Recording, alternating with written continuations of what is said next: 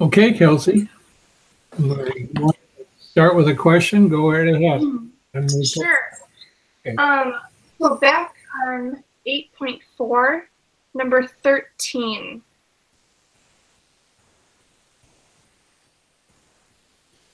Okay, I don't have the picture for the problem, so you might have to have your book handy. Yeah, that's fine. What's that one with a rectangle with a semicircle in it? Yep. So if you want to do the red shaded part, hi Leah. Hey. We're working. Yeah, Kelsey just asked me about number 13 on lesson 8.4. That's the one with the rectangle with a semicircle in it. Got it. Okay. Yeah, and you're supposed to find the area, that pink shaded area. So the plan here is find the area of the whole rectangle and then subtract out the area of the semicircle. Got it. So when you see on my writing here, that means the area of the rectangle minus the area of the square. Rectangle is base times height, so that's 6 times 3, right? Because the radius is 3, so that bottom, yeah. So that's 18. And then the area of the semicircle is the area of a circle divided by 2. So that's that's why I have pi r squared over 2. So that turns out to be 9 pi over 2. So you got 18 minus 9 pi over 2 square centimeters. And you really, I mean, you could get a common denominator, but that's really it. So that's how you want the answer? I didn't actually look at what the back has, but that is the correct answer.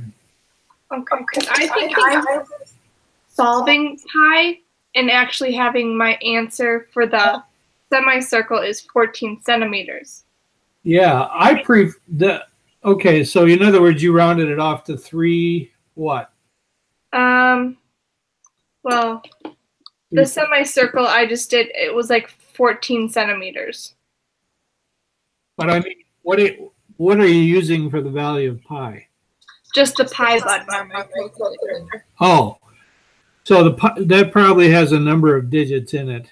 Yep. Yeah, I mean, that answer is fine also. Okay. You're going to notice when it comes to the test on this chapter, I'll probably look for this kind of an answer, the answer with pi in it. Okay, I'll start doing them like that then. Well, it doesn't mean you did it wrong. I'm just saying what to look for when the test comes out. Yep.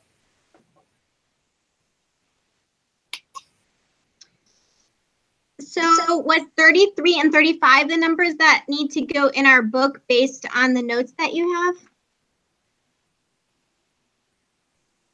Okay, are you on the same lesson? Yeah, that same 8.4. Or was that a different lesson? I don't know. Which 33 are you asking about? That's what I'm asking. 8.4, 33, and 35. Okay. So, yeah. So they were part of the assignment, I believe. Okay. So yeah, you'd want to have something in your notes concerning those two. That's correct. Got it. Okay. Not really your notes, but your assignment. Yeah. Okay. Which is part of your notebook. Yeah. Can we do 37 in that same 8.4? Yeah, I think, didn't we do this one last time, guys? I think so. I think I'm just struggling to understand it. Okay, let's talk about it. Here it is. Show that the area of an equilateral triangle, equilateral means all 3 sides same length. Okay. And they're saying that length is, each side is length S. So if that's the length of each side, show that the area is s squared times the square root of 3 divided by 4. So that's the problem. So now, the area formula for a triangle that everybody uses is what's in that red square down there, right? BH over 2? Yes. Thank you. Did you do anything special?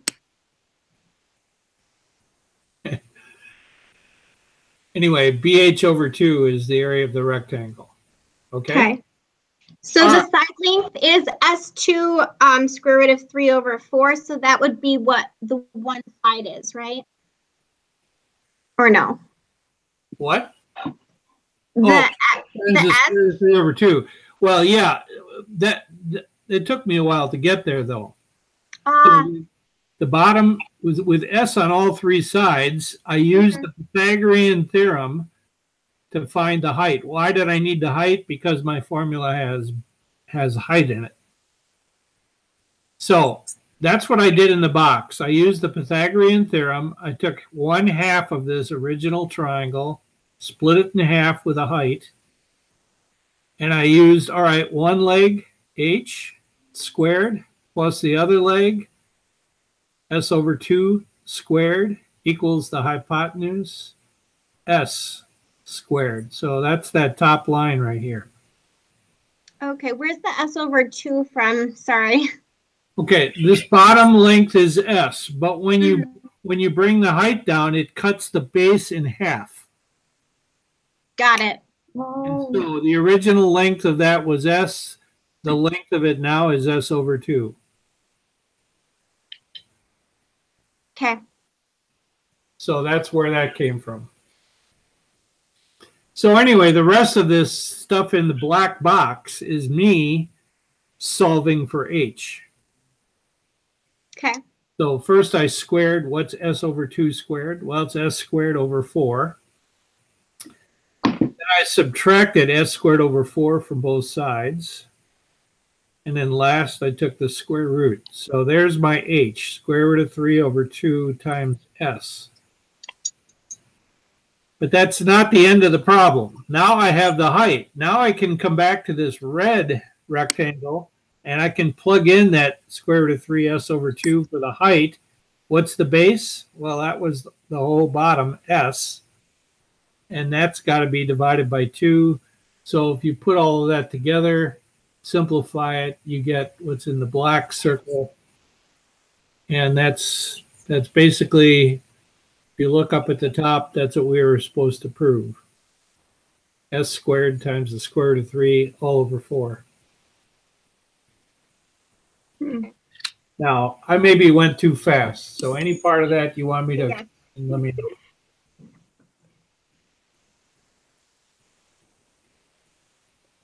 Do you get what went on in that black box, first of all? So I think I kind of get it. I think I wouldn't have known the s over 2 in order to do the problem, but I can see what you mean by the base you said is twice of the height. No. No? The base is s. Okay. But when you're, all right, so when you're trying to find, we're trying to find h. Okay. You cannot finish this problem if you just have an h there. So if you just take a right triangle, and I'm going to highlight in red here. Hang on. So in other words, you're just taking this part of the whole drawing, using that right triangle. That's what's being used in this black box here. So I got one leg, h squared, plus the other leg, which is half of s, square that, and that equals the hypotenuse, s squared. So do you see where that comes from? Yeah. Okay, then the rest of it is just me getting h alone and solving for h. Okay. So with h now I can come back to this this other red rectangle over there, and I can fill it in. What's the base of the whole triangle? S. What's the height? What we just found, square root of 3 over S of S times S over 2.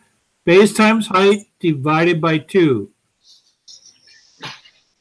And then the rest of this is that's just simplifying. And we did arrive at, you know, what they told us to.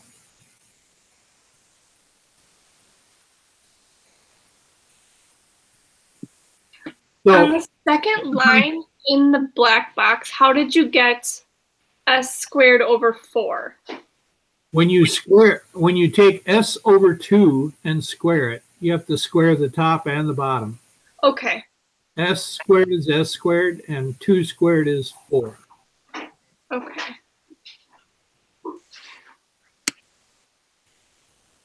This problem is a little bit over the top, but you know, we should be able to do this. I mean, it just took a lot of work.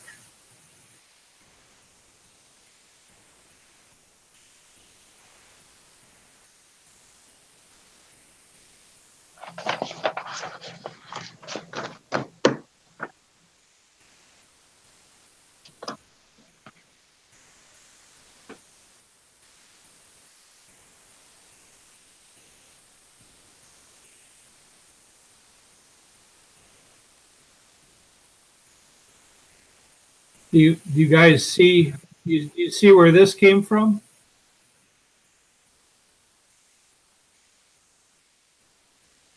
When you see, I subtracted 1/4 S squared from both sides so that we could get the H squared alone on the left. When you subtract it from the right, you have 1 S squared minus 1/4 S squared, which leaves you with 3/4 S squared. Okay. So just trying to, and now I've made it too crowded, so get rid of some of these scribbles.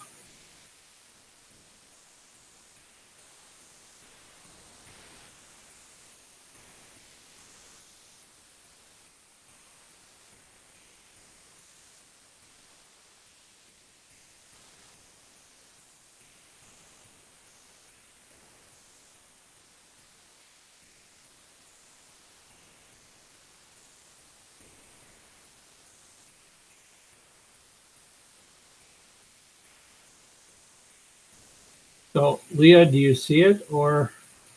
Yeah, I think I get it a lot better. Okay. I'm just wondering the third step in the box. The minus. The third step. Okay. So this is really that step is really an algebra problem. You've got this H squared plus S squared over 4 equals S squared. And we need to find another name for H. So I want to solve for H. So that means I have to get H alone. So to get it alone, I got to get rid of this added S squared over 4. Okay. In order to do that, you must subtract S squared over 4. Yes. And if you do it right, you have to subtract it from both sides. Got it. Okay. Then where does the 3 over 4 come from then? Okay. What 1 S squared minus 1/4 S squared is 3/4 S squared.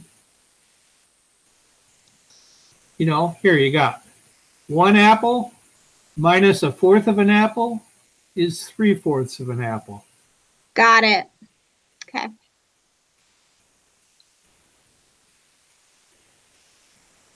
So 4/4 squared minus 4/4 S squared.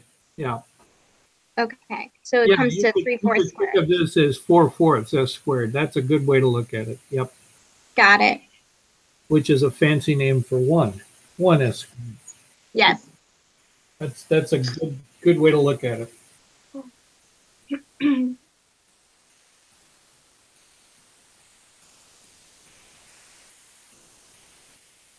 So in order to get the h by itself, I had to do the square root of h. That's the last step. Take the square root of both sides. What's the square root of h squared? H. H.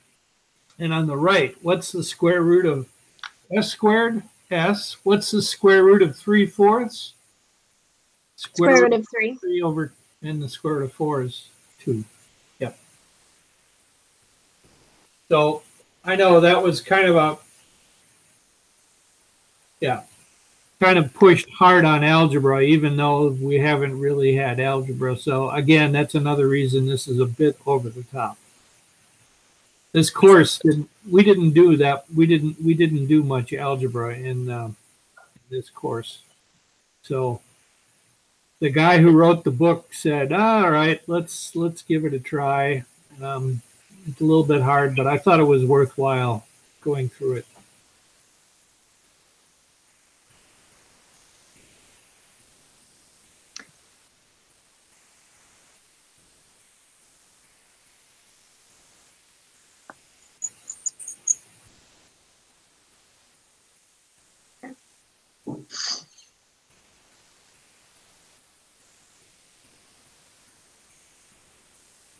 You asked about another one, Leah? Yeah, 39, just the reasoning. We may have gone over it. I think it's just taking a while for me to click. Well, it was certainly in the videos, but no, we haven't done this live. Okay. So here's the deal. Number 39, I don't have the problem up there. 39. So you've got a rectangle where all its dimensions are double, right? Yes. Well, in part A, I'm sorry. I guess we got 3 parts here. In part A, they're doubled. So now what's going to happen to the area if the sides are doubled? Here's how ratios work. If you've got a length ratio of 1 to 2, then when you go to the second dimension area, you have to square the 1 and the 2. What you get 1 squared is to 2 squared, which is basically 1 squared is 1, 2 squared is 4. So basically, if you double all the sides of a rectangle, the area will be multiplied by 4. Okay, so the upright side here would be 1, and then the side adjacent to that would be 2, and then you need to square them. Oh, we don't know what the original dimensions are. But so if you had a rectangle that was 1 by 2, now you have one that's 2 by 4 because all sides are doubled. Okay. So what happens? Because you've doubled everything, you've got a length ratio of 1 to 2 between the 2 rectangles. That means the area has to be 1 squared to 2 squared, which is 1 to 4. Okay. Likewise, in part B, what happens if you triple all the sides of the rectangle? Well, now your lengths are 1 to 3. What's going to happen to your area? 1 squared to 3 squared. You literally multiply your area by 9 then. You need me to show you this? Here. Yes, please. Okay, let me make this a little bit less big. Okay, so you got a rectangle that's 1 by 1. Mm-hmm. And let's do part B, the one we were just talking about. All right, so this rectangle is 3 by 3. Right? Because you tripled all the sides, right? Yes. What's the area of this rectangle? The second one or the first one? First one is 1 square, whatever. This one is? 9 squared. So do you see what happened to the area? It got multiplied. That's what we found. So it got multiplied by 9. So you see how this works. You take the ratio of the lengths, and now you take both those ratios and square them, and that's how you can find your. So for part C, what if you multiply the second rectangle K by K? Well, then you're going to have to multiply your area by K squared. So whenever you jump a dimension like that, you've got to take care of it with an exponent. We haven't even what happens to the volume, by the way. It wasn't part of this question, but let's just take B.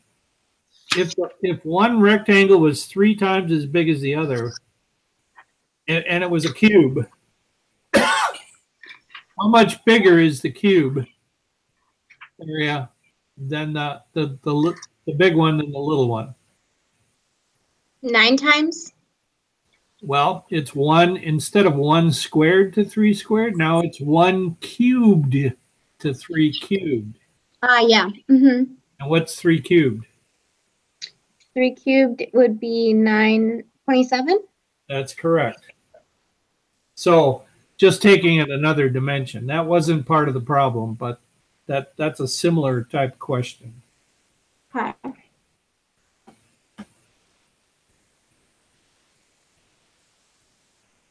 So whenever you double something, when you go up a dimension, you got to use the square. If you go up 2 dimensions, then you got to use the cube. This one, because we were doing area, we just had to jump up 1 dimension. Okay. Length, we now had area.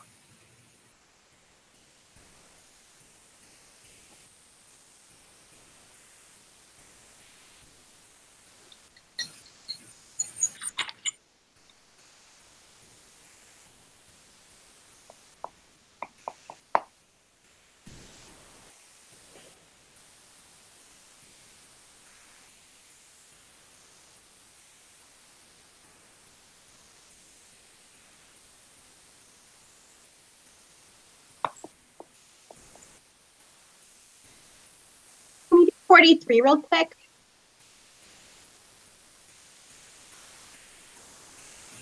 Yeah, I don't know about real quick. This is really over the top. Okay, I'm fine with that.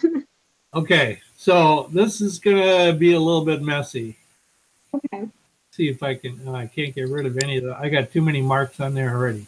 Okay, so a regular octagon. That means it's got 8 sides. And what does the word regular mean? All 8 sides are equal in length. That's what regular means. Okay, a regular octagon is formed by cutting equal isosceles right triangles from the 4 corners of a square. So, on the page on the left, you will see a square in black. Okay, so inside of it you can't quite see the 2 sides, but inside of it is an octagon in red. I know you can't see the top, but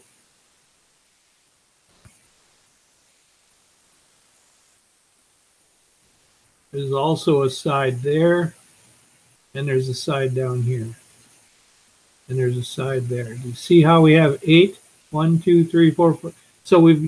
So how did we get there? By cutting off in green the isosceles right triangle. See that little thing in the corner there? Yes. It's a right triangle and it's isosceles. And if you cut that out of all 4 sides, prove that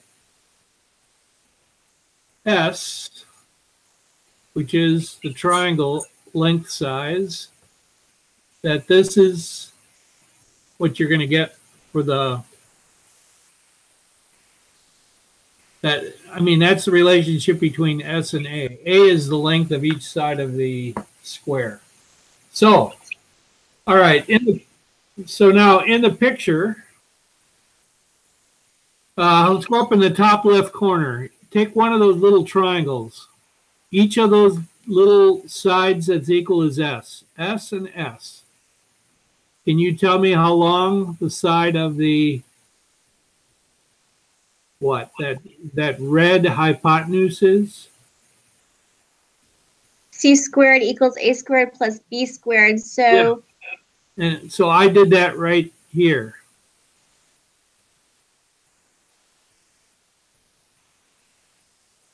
Got it. So I took each leg, S, and squared it, added them up, and that equals what I'm temporarily calling H, that little red hypotenuse.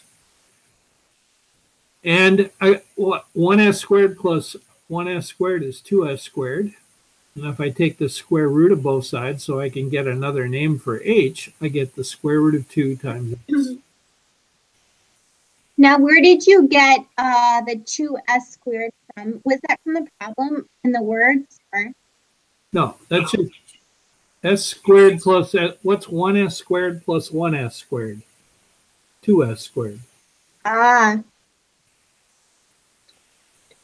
Right? 1 apple plus 1 apple is 2 apples. Yes, I got it. Again, a little bit of algebra there. So now if you look at the big picture, do you see, and I wrote in there, now I know what each red side of that octagon is. It's the square root of 2 times S, which I wrote in blue. Okay.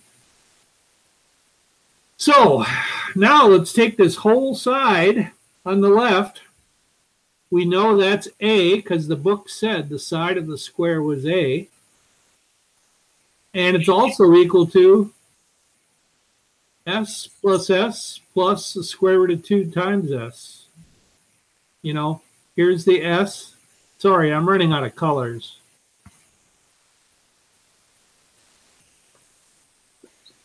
Let me try dark blue. No, let's try something else. Let's try green.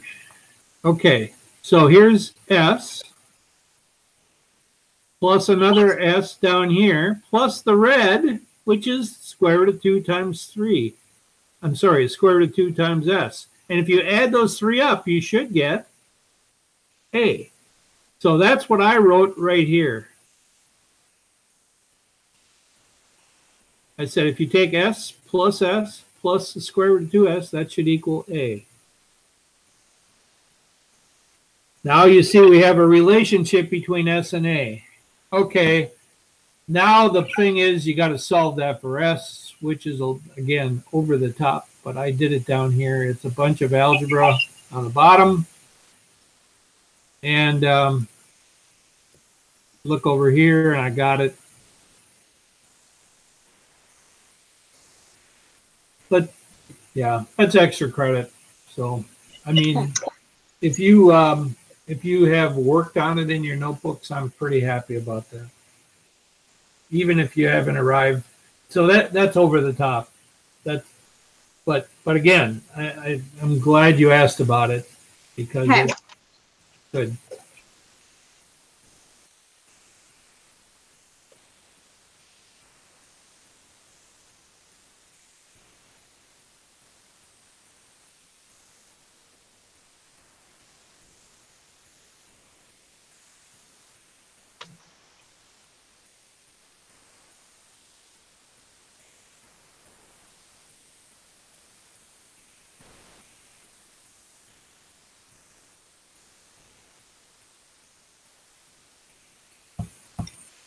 So I did put the notebook and the test on the site now. You know, the links weren't there before for Chapter 8. In both cases, I opened it up that you can actually hand things in on Friday of this week, but the final due date for everything is Sunday, August 5th. Okay. So you still have this is week 9, you still have all of week 10, you know. Can we meet next Thursday? Yeah, I'm planning on it. Good. And Monday. Okay. Do you think we could do number 17 on 8.4, please? Yep. So here's 17. So 17 says you have a rectangle and its diagonal is 17 feet. In the drawing, that is the red part. The diagonal is 17 feet. And it says the length is 15 feet, which I've written in. Can you find the width? And again, if you see, there's a triangle on the bottom. It's a right triangle. And it's good old Pythagoras that lets us solve that. You know, we know the leg on the bottom is 15. Square that. Plus the other leg, W.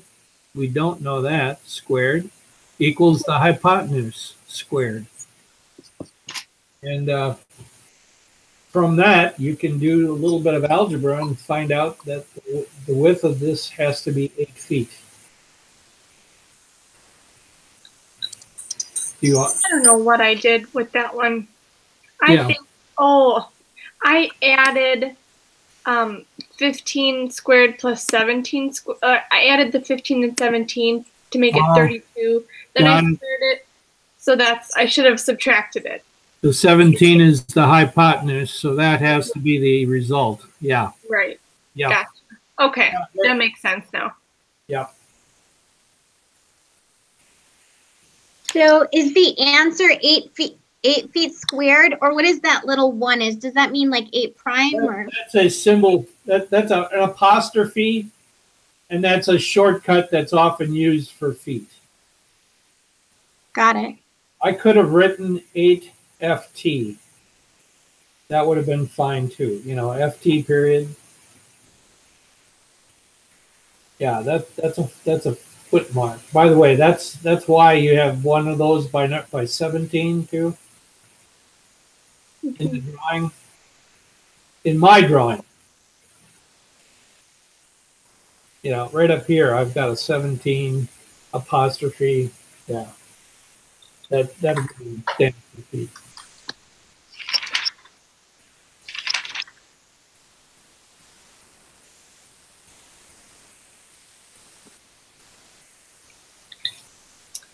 On 8-5, do you think we could go over number 21, please? Certainly.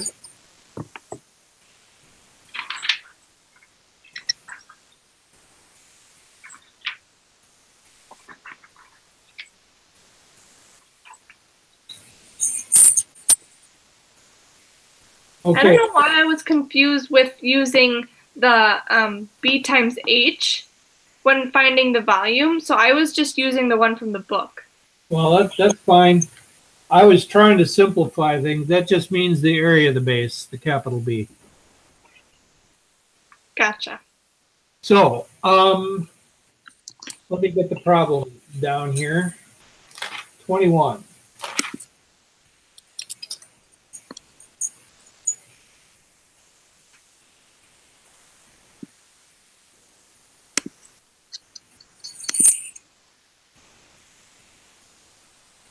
So I'm doing the cone. I'm doing the part B.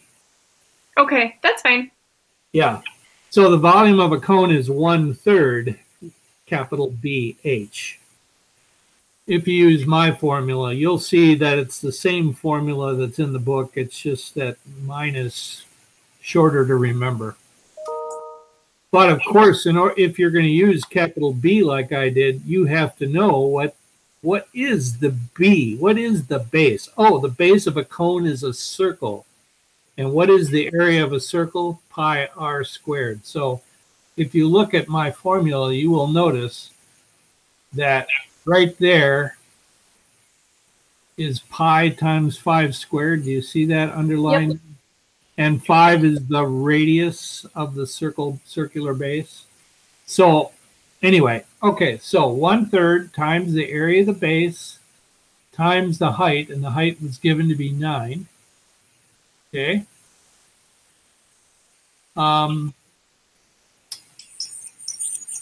Yeah, I canceled 1/3 times 9 is 3, so that's why that's canceled, and there's a 3 up there.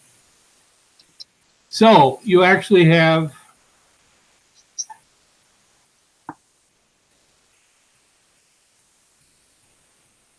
so you actually have 3 times 25, which is 75 pi cubic inches. This that's the surface area down below it, which is what? Which problem was that? You would define both the volume and surface area for both A and B. Oh yeah. So that's the volume part up there above the red line. Okay. And here's the surface area. And the surface area, well, you got a different formula. And by the way, you probably caught this from the video, but I'm not requiring anybody to remember surface area formulas. You're supposed to know the area and the volume formulas, but not the surface area. So anyway, here's the surface area of a cone, pi r squared plus pi rs, where s is what the book stands for, slant height. It's that edge of the cone coming down. But how do you find s? You need to do a Pythagorean. You see this little right triangle that's formed here in the cone? Mm-hmm. And you got to use that to find the length of s. And I found it out to be the square root of 106. So once you know that, now you can come up here and plug everything in. Not a real neat, here's what I came up with. Pi times, I don't know, you could have either one of these last two that I've underlined as your answer. There is no, and again, you have a decimal for that, that's fine. But a math teacher kind of likes to have pi in his answers. Okay. But if you had the calculator pi built in, that's fine. I know you can't tell what that is here, but that's the answer in the book, and you can easily get it from what I have there. Okay.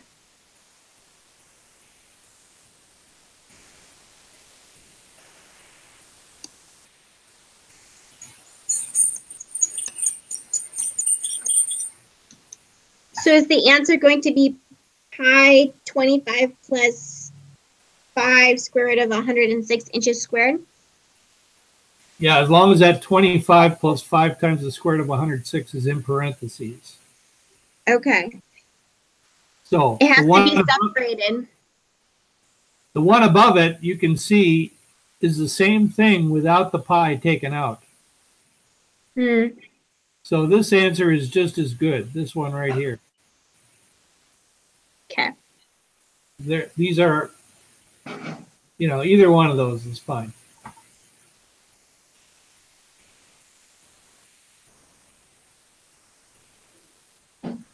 Yeah, I guess if there is a section that kind of pushes a little bit on algebra, this might be the section.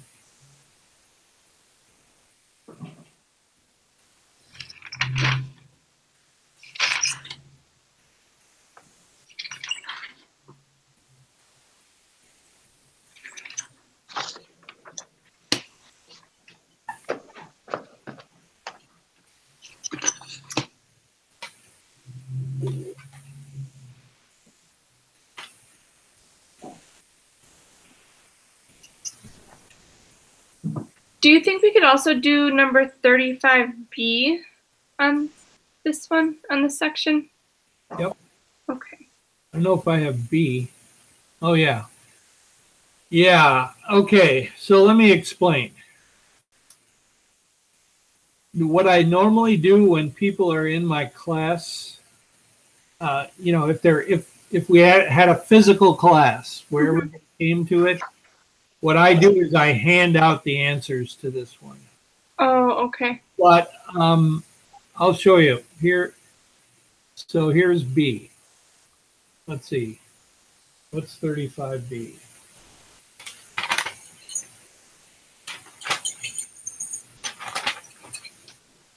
Yeah, that's the bowling ball. Mm-hmm. Weighs 16 pounds. What's the volume of the ball? You want to do which one? Part B? Yeah. If 3 cylindrical holes are drilled, what's the weight of the ball now? So what you got to do is find the volume of each of the holes. You know, you got hole 1, hole 2, hole 3. That's my C1, C2, C3. And you see how I found a volume in each case. This first hole, 3.03 cubic inches. The second hole, 1.96, and the third hole, 1.96. When you add those up and then subtract it, you know, here's what the 3 holes add up to, 7. Now take that from the original, and you wind up with 325.38. So how do you find the volume of the holes? Well, I use the, capital B times H, where B stands for the area of the base. There it is, the area of the base, pi r squared times the height. So then I just cranked away, and I did that for all 3 of them. Well, the third one is identical to the second one. Did you notice that? Mm-hmm. Yeah. So I didn't have to do that again. So kind of a long problem. You find the 3 volumes, add them together, and subtract it from the whole volume. By the way, the whole volume was in part A.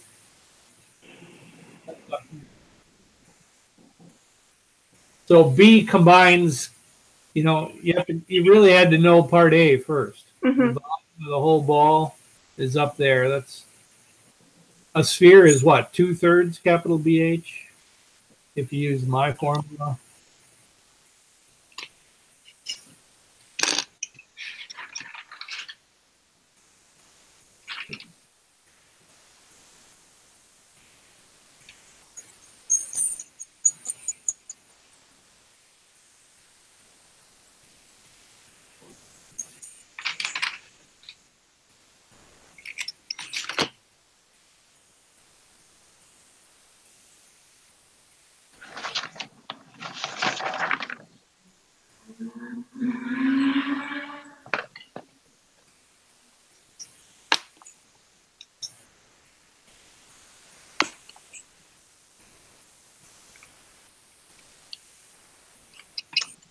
Will we need to do practice 8 test, practice tests before we take the test?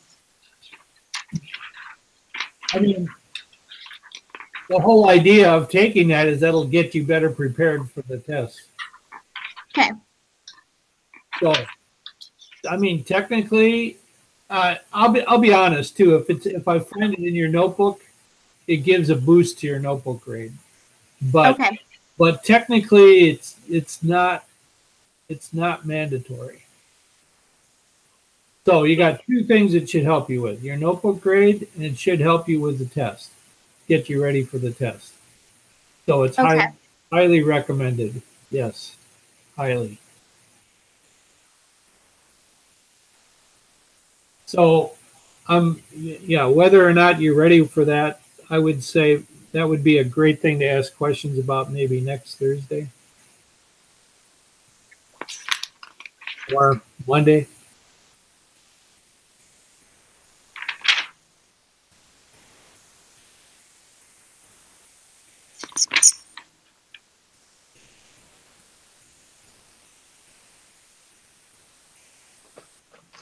Can we do 87.5?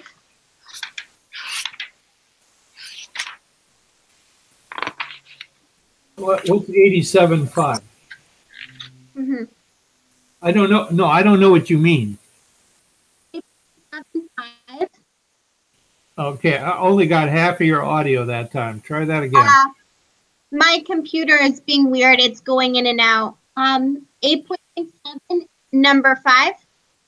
Okay, 8.7, number 5. Got it. Okay.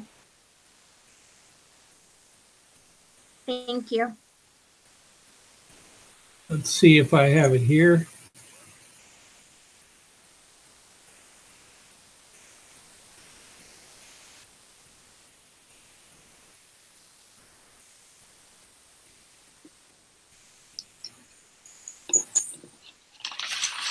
We'll just have to do that one.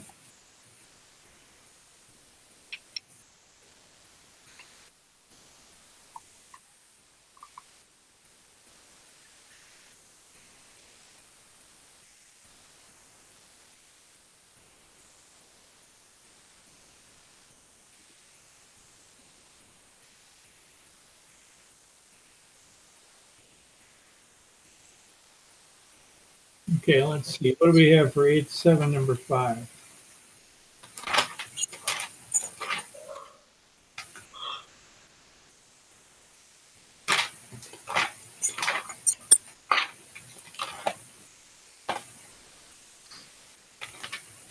Trying to find it.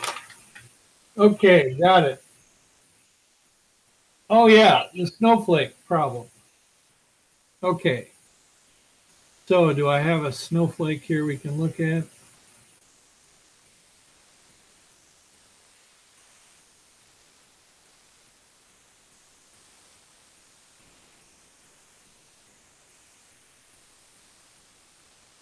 Well, kind of. Here, yeah, here we go. This is the beginning of the fractal snowflake. Okay. So what happens? What is the perimeter after the third step? Okay. So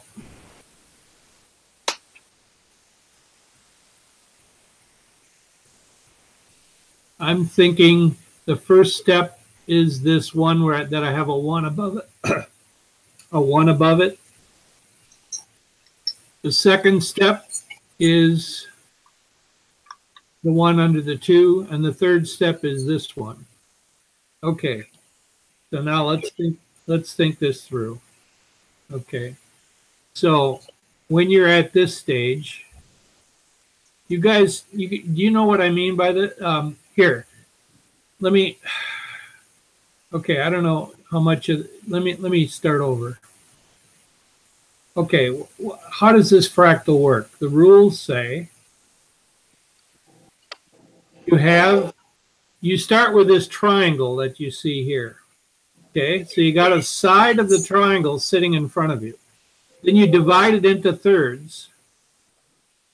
So you make these two points that divide it into 3 equal parts. Then you subtract the middle part. You subtract the middle part, and then what do? Then in the middle part, you put that in. Okay, now you've got how many sides that are equal? 1, 2, 3, 4. Okay, and I got to think about this now for a minute.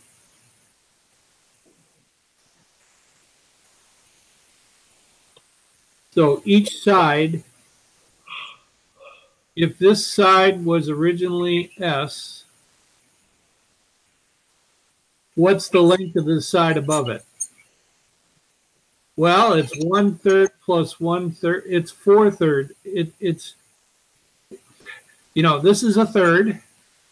Mm-hmm. This is a third. And each of these is a third. And when you add it up, you get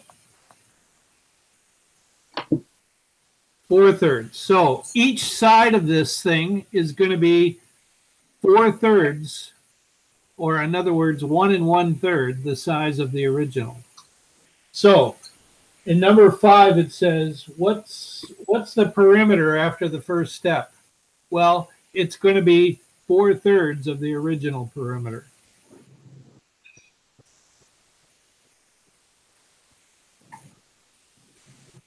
After the fourth step, well, Okay, the fourth step. So now we've got, yeah, I don't know. I don't know if I have the patience or the time, but that's the concept. So in other words, because you're busting out one side, you're actually making the side of this thing bigger.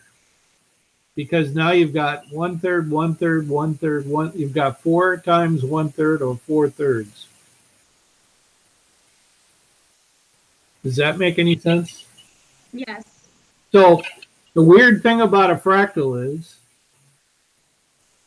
even though it's real, I mean, if you look at these fractals here in this picture, 1, 2, 3, you can see the area is getting a little bit bigger, but not much. Mm-hmm.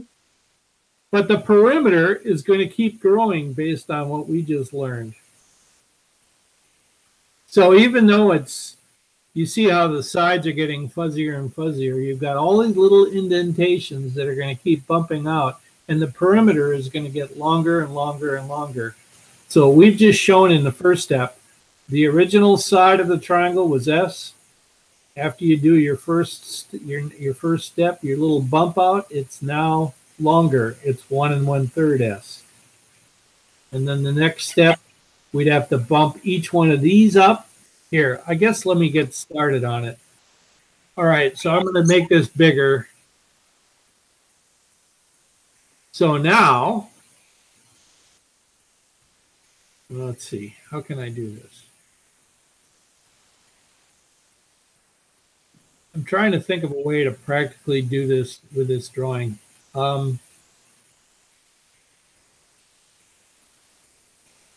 Let me copy that.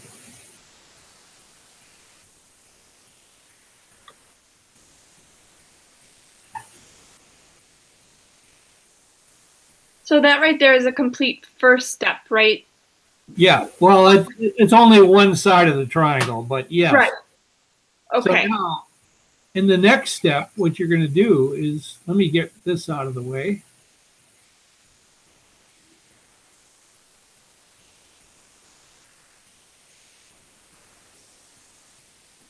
Okay, so there's step 1, right? Mm-hmm. Now, with step 2, you're going to come in here and go like this. You're going to divide each part of this into 3 parts.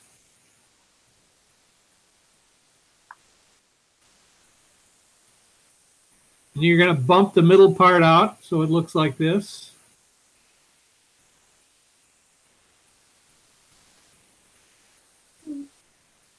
Okay, so it's starting to look, you know, more and more jagged. Now, what is the length of this thing right there? Remember, if you look above,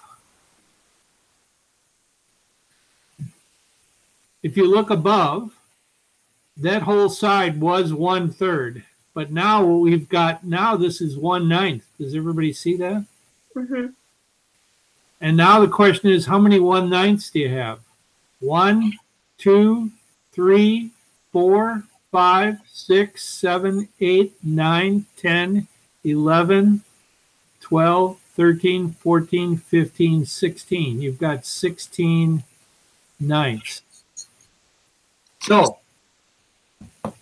the original triangle was S. After the first step, now it's 1 1/3 S. After the second step, now it's 1 7/9 S. It's getting ever so slightly bigger each time. So this would be, so this is after the first step. This is after the second step.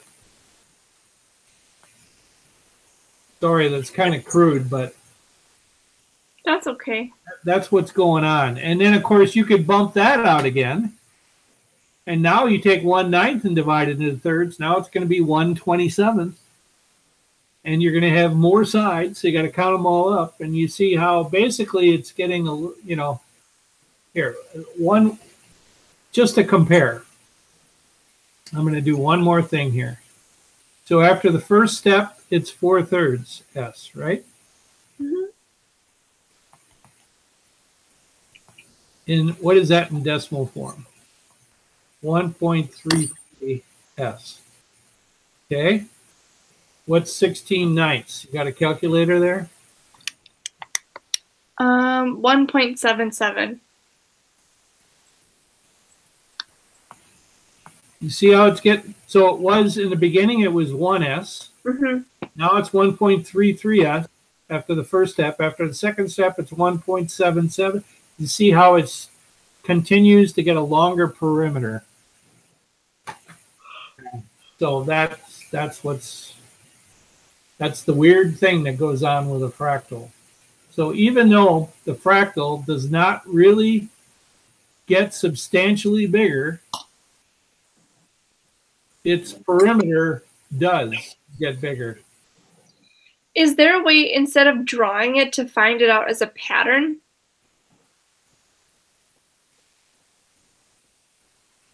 I don't know another way to describe it to you. You really need to think of it. I mean, you don't have to draw this out, but you'd have to think it through in your head. Okay. So like the next step. All right, what happens when you take 1/9 and divide it into thirds? Then each part is 1/27. But the problem is, if you do it in your head, how do you know how many parts there are now? That's true. So yeah, I suppose you could do it in your head. I can't. I need to kind of see it out, you know. I guess we could count it out. There would be what? You'd have. Well, I didn't know if there was just a way that you could like divide the. I get it. There is, or something. there's no nice formula. Okay. Yeah. And maybe there is, but it's not presented to us in the book, and we'd have to figure it out. And guess how you figure it out? Doing the kind of thing we're doing. Okay. Oh, I guess the weird thing about a fractal is, even though the object itself does not, the area gets a little bit bigger, not much, the perimeter keeps growing. And by the way, if one side is 1.33 times the original, then the perimeter will be 1.33 times the original, because you just, you know, everything would be multiplied by 3. Then the original triangle would have 3s. You know what I mean? Mm-hmm. So if it's true of one side, the same ratio is true of all three sides put together. So this technique really works. What number was that? Number 5. Thanks. Mm-hmm. It is 8.7, number 5.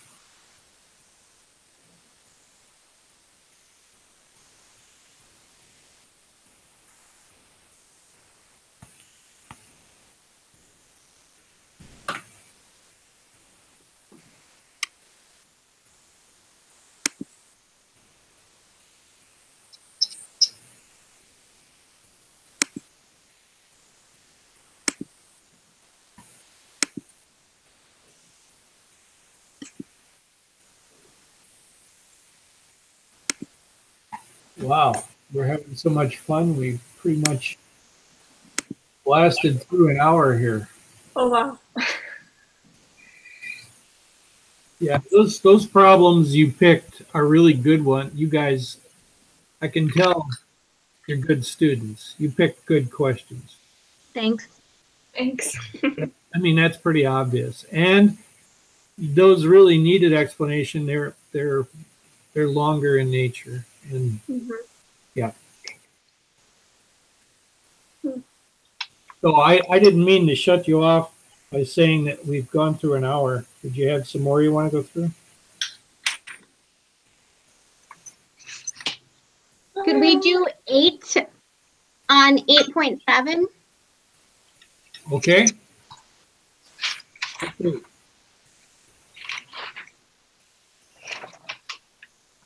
Oh, yeah.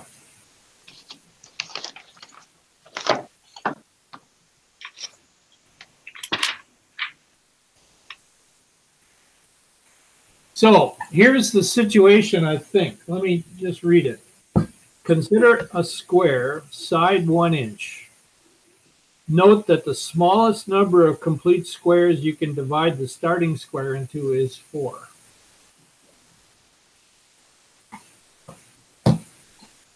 So, I mean, I'm going to just sketch this briefly on the right of this. So, if we start off with a square,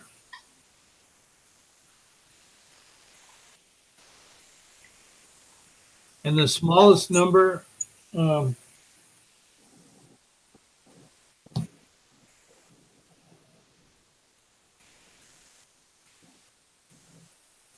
so that this would be how we divide it into 4.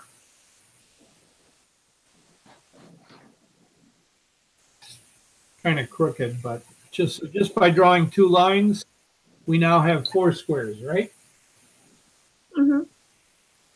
Can you continue this procedure to show that the area of the original square can be, so in other words, I mean, this is kind of a silly problem. Would you agree that if you add up these 4 small squares, you're going to get the area of the original square? Yeah. That's kind of what it amounts to. They're saying, all right, if you keep doing this, if you now divide all those squares into 4 parts, well, now you've got 16 little squares, and guess what? If you add them all up, they're going to be equal to the area of the original. That's kind of the concept there. So in other words, we're not adding anything to this. This is, right? I mean, there's no cutouts here. So this is pretty straightforward. The area of each of the little squares will always equal the area of the original square. That's about all there is to that one. So what is the exact answer, or is it just what we drew right here? It says, can you continue this procedure? Like I just did. I continued it. And is it still true? Yes. Yeah. Could we divide it up into smaller ones yet? Yes. Yeah. So that's the idea of the question. You could keep going, and still every time, no matter how tiny the squares are, when you add them all up, they'll be equal to the size of the original square.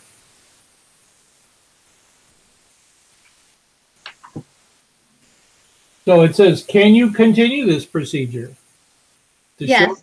And I think we have, the answer is yes, we just did it. Yep.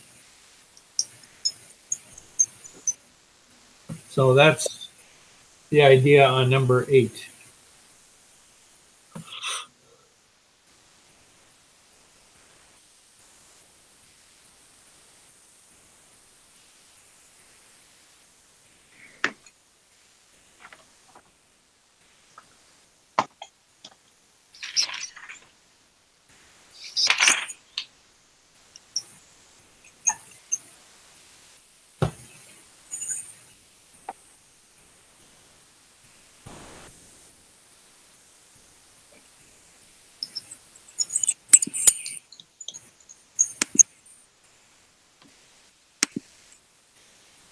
I think that's all that I have. Yeah, I think I hit a wall, so I think I'll save the other one for next time. So we'll then have our typical meetings on Monday and Thursday. And if you want, if there's a need for it on Monday, we can do the video thing too. We'll see how the chat goes. Okay. Yeah, I have a class on Monday, but I know I'll see you on Thursday. Okay. Yeah, okay. I have a class too, so. Just a reminder though, technically I'll do a session anytime if you want. So if you sent me an email and said, boy, I'm really stuck on this certain problem, is it possible that even though it's a Wednesday, we could go through this? And the answer will be almost for sure yes. I mean, I don't know about Wednesday. Wednesday happens to be the day I'm helping my dad move. But anyway, you get the idea. I'll figure we can do a video session just with 2 of us, or all three of us or whatever. Okay. Okay. I might send an email. Sounds good. Thank you. All right. Thank you. Good night, ladies. Bye.